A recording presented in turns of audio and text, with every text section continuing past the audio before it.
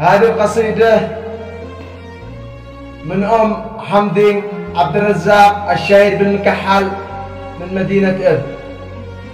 يا عابش البحر خبر موجك الدفاق بأن نفسي لقرب حمدي مشتاقة. أمك تقول يا حمدي قلبي بالمآسي ذاق، وكل ما ذيق أحس الأرض بذاقة. مشتاقة لك يا أعز ابن مشتاقة، مهما يدور الزمن أو تخلط أوراقه. مقهورة محزونة ما نمت على الإطلاق، ولا هدى جوفي الحارق من أحراقه. حسي وعقلي معك يا حمدي الذواق، واصل خيالك بوسط العين واحداقه.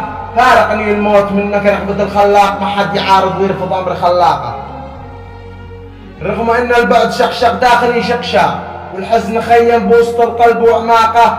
والدمع حرق خدودي بالبكاء حراق. لا تنقذوا فارقت خيارة رفاقه.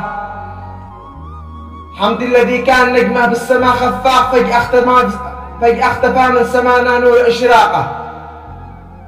منهاج حبي رفيق الدرب والميثاق، بعد حواسي وروحي للأسى ذاقه. حنيني يا حمدي لما الحقت لا قنة العشاق، لي يعشقون الشهادة بنفس تواقه.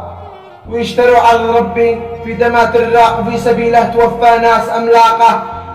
مثيل حمدي كامل الأخلاق، تضربه أمثال في طيبه وأخلاقه. حزني عليه مثل يعقوب الذي ما فاق من جور حزنه لما بيضين أحداقه.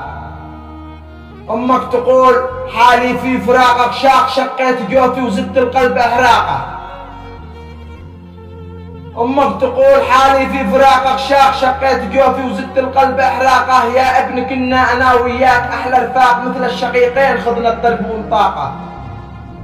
واليوم تترك أمك في جفا خناق، في وسط دنيا ظليمة ما بها طاقة. يا ليت روحي إلى ما صرت له تنساق، وأكون فلك الشهادة حق سواقة.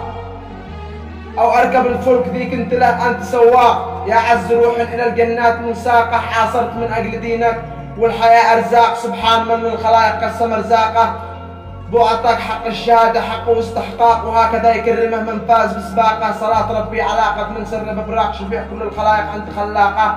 وتحياتي إلى كافة كل أهله.